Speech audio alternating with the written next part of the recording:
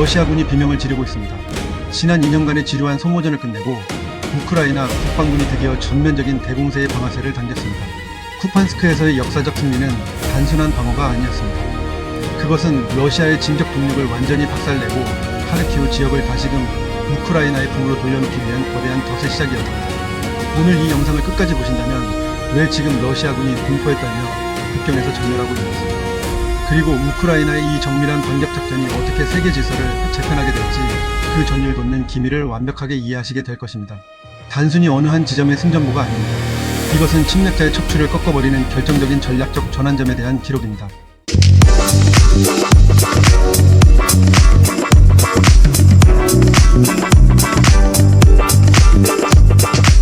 2026년 1월 우크라이나 동부 전선의 짙은 안개 속에서 시작됩니다.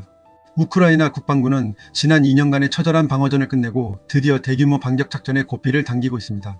차가운 겨울바람이 살을 내며 짙은 안개가 지표면을 가득 메운 이 가혹한 환경은 아이러니하게도 우크라이나군에게는 최고의 아군이 되었습니다. 군사 전문가이자 시민단체 플러스 브라바의 공동의장인 디트로 스네이오프는 에스프레소 TV에 출연하여 우크라이나군이 쿠판스크 작전에서 거둔 성공을 기점으로 국지적 공격에서 대규모 공세로 전환할 수 있는 완벽한 능력을 갖췄다고 선포했습니다. 이것은 단순한 희망사항이나 정치적 수사가 아닙니다. 실제 전장에서 증명된 우크라이나 영웅들의 불굴의 투지와 정밀한 전술이 만들어낸 차가운 데이터의 결과물입니다.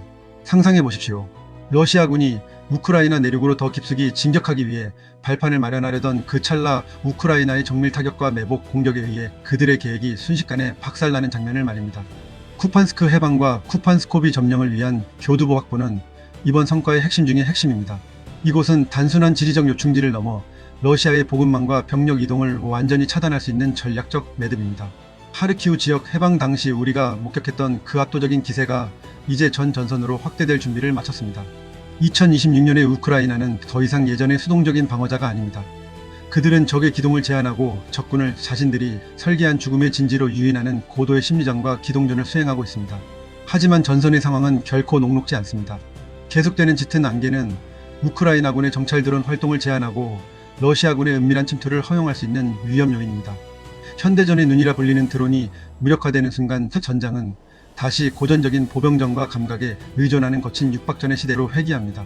안개 속에서 적을 적시에 탐지하고 표적을 설정하는 것은 베테랑 군인들에게도 극도로 어려운 일입니다. 그러나 우크라이나 국가방위군 사령관 알렉산드르 피벤코는 단호하게 말합니다. 하르키우와 포크로스크 지역에서 대규모 반격 작전을 위해 병력을 이미 집결시키고 있다고 말입니다. 적을 유인해 사살하는 그들의 전략은 안개라는 장막 뒤에서 더욱 치명적으로 진화하고 있습니다.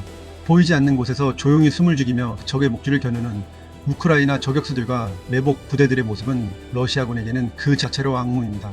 러시아군은 당황하고 있습니다. 그들은 우크라이나군이 그저 방어에만 급급할 것이라 믿었습니다. 하지만 2026년의 겨울은 그들의 안일한 예상을 완전히 뒤엎었습니다. 우크라이나 국방부는 단순히 땅을 지키는 것에 만족하지 않습니다. 그들은 러시아군이 가장 취약한 지점을 정확히 찌르고 있습니다.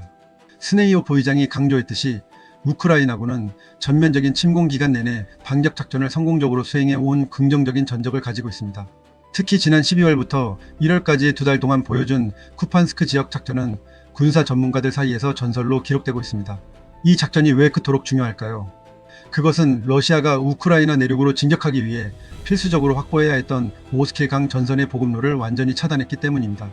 쿠판스크와 쿠판스코비의 전략적 가치를 이해하는 것은 매우 중요합니다. 이곳은 러시아군이 하르키우와 도네츠크를 잇는 보급로의 핵심 허브이자 내륙 진격을 위한 최전방 기지였습니다. 만약 이곳이 러시아의 손에 남아 있었다면 우크라이나의 심장부는 더 큰 위험에 노출되었을 것입니다. 우크라이나군이 이곳을 해방하고 견고한 교두보를 확보했다는 것은 러시아의 침공 엔진에서 핵심 부품을 빼낸 것과 같습니다. 이제 러시아군은 보급품을 전달받기 위해 수십 킬로미터를 우회해야 하며 이는 곧 전선의 화력 약화와 병력 피로도의 급증으로 이어지고 있습니다. 우크라이나군은 이 틈을 놓치지 않고 대규모 공세로의 전환을 준비하고 있습니다. 서방에서 지원받은 레오파르트 전차와 챌린저 전차들이 안개 속에서 엔진 소리를 죽이며 진격의 신호를 기다리고 있습니다. 피벤코 사령관의 전략은 매우 잔혹하면서도 정교합니다. 그는 단순히 적을 밀어내는 것이 아니라 적을 안으로 깊숙이 끌어들입니다. 포크로스크의 어려운 상황을 역이용하여 러시아군이 승기를 잡았다고 착각하게 만든 뒤 그들이 가장 깊숙이 들어왔을 때 준비된 매복 부대가 일제히 포문을 여는 방식입니다. 이것은 고대 전술인 포위 선멸전의 현대판 변주입니다. 러시아군은 자신들이 우크라이나 진지를 점령하러 가고 있다고 믿지만 사실은 이미 설계된 거대한 죽음의 덫속으로 걸어 들어가고 있는 것입니다. 피벤코 사령관은 이를 유인선멸 전략이라 부릅니다. 적의 탐욕을 이용해 그들의 정예 병력을 한 곳으로 몰아넣고 단번에 소멸시키는 이 전술은 러시아군의 사기를 뿌리째 흔들어 놓고 있습니다. 실제로 최근 하르키우 지역의 디탄이 마을 근처에서는 러시아 소규모 보병 부대가 국경을 넘으려 시도했습니다. 하지만 그들은 우크라이나 국경 수비대의 영웅적인 활약 앞에 전멸하고 말았습니다. 안드레 뎀첸코 대변인에 따르면 이번 공격은 소규모 보병 부대를 이용한 전형적인 침투 전술이었지만 우크라이나 방어군은 단 한 명의 적군도 살려보내지 않았습니다. 뎀첸코 대변인은 적군이 전투 지역을 확대하려 필사적으로 노력하고 있지만 우크라이나 군인들의 불굴의 의지 덕분에 단 한 걸음도 전진하지 못했다고 강조합니다. 러시아군은 부찬스키 후티 정착촌에서도 국경 초소를 공격하려 했으나 엄청난 사상자만 내고 비참하게 패퇴했습니다. 러시아의 공세는 이제 한계점에 도달했고 우크라이나의 반격은 이제부터가 본격적인 상황입니다. 자연의 안개는 양날의 검입니다. 러시아군은 안개를 틈타 침투하려 하지만 우크라이나군은 이미 그들의 움직임을 소리로 감지하고 열감지 장비로 포착하고 있습니다. 드론 활동이 제한적이라는 사령관의 말은 어쩌면 적을 안심시키기 위한 고도의 기만술일지도 모릅니다. 실제 현장에서 우크라이나군은 안개 속에서도 적의 위치를 정확히 짚어내는 최첨단 음향 탐지 센서와 지상 감시 레이더를 적극적으로 활용하고 있습니다. 우크라이나군은 어려운 환경에서도 작전할 수 있도록 최첨단 서방 장비와 혹독한 훈련으로 무장되어 있습니다. 안개가 걷히는 순간 러시아군이 마주하게 될 것은 자신들의 목을 겨누고 있는 수천 대의 자폭 드론과 한치의 오차도 허용하지 않는 정밀 포병 화력일 것입니다. 지정학적 관점에서 볼 때 우크라이나의 이 대규모 공세는 러시아의 패권을 뿌리째 흔들고 있습니다. 푸틴은 더 많은 병력을 전선으로 밀어넣고 있지만 그들은 우크라이나의 정밀한 덫에 걸려 소모될 뿐입니다.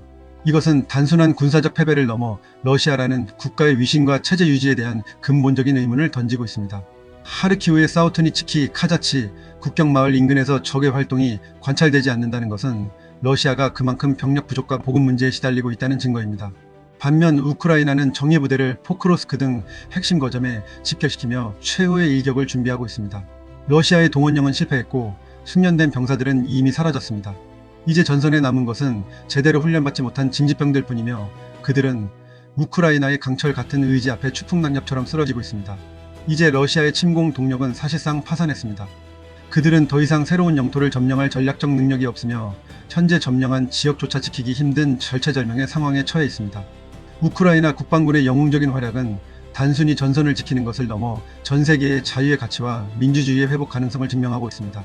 러시아군이 국경을 침범하고 전투 지역을 확대하려 시도하는 모든 노력은 우크라이나 군인들의 불굴의 의지 앞에 무력화되고 있습니다. 이러한 승전보는 서방의 지원을 더욱 견고하게 만들고 있으며 러시아를 지원하는 독재 국가들에게는 강력한 경고 메시지를 보내고 있습니다. 침략의 대가는 오직 처참한 멸망뿐이라는 사실을 우크라이나가 전 세계에 보여주고 있는 것입니다. 대한민국에게 이것은 안보와 경제의 거대한 시사점을 던집니다. 러시아의 힘이 빠지는 것은 북한에 대한 러시아의 군사적 지원이 끊기는 것을 의미하며 이는 곧 한반도 안보에 결정적인 이득이 됩니다. 북한이 러시아에 보낸 수백만 발의 포탄과 미사일들이 우크라이나의 방패 앞에서 무력하게 사라지고 있는 것은 우리에게도 시사하는 바가 큽니다. 또한 전쟁의 종식은 글로벌 공급망의 안정화와 에너지 가격의 정상화로 이어질 것입니다. 우리는 우크라이나 영웅들이 보여주는 불굴의 의지와 전략적 지혜에서 국가를 지키는 진짜 힘이 어디에서 나오는지 다시 한번 배워야 합니다. 현대전은 단순한 물량 공세나 숫자의 싸움이 아니라 정보와 전략 그리고 군인들의 불타는 정신력이 승패를 결정짓는다는 사실을 말입니다. 이제 결론을 내려보겠습니다. 우크라이나의 안개에 낀 벌판에서 울려 퍼지는 포성은 독재의 종말과 침략 전쟁의 실패를 알리는 장엄한 경보음입니다. 러시아군을 유인해 섬멸하는 우크라이나의 정밀한 반격은 이제 대규모 공세로의 전환이라는 마지막 단계를 앞두고 있습니다. 자연의 안개가 일시적으로 시야를 가릴 수는 있어도 우크라이나 군인들의 승리를 향한 뜨거운 의지까지 가릴 수는 없습니다. 역사는 지금 우리 눈앞에서 가장 극적인 반전의 순간을 기록하고 있습니다. 2026년의 겨울은 러시아에게는 혹독한 심판의 계절이 될 것이며 우크라이나에게는 위대한 해방의 계절이 될 것입니다. 푸틴은 이제 선택해야 할 것입니다.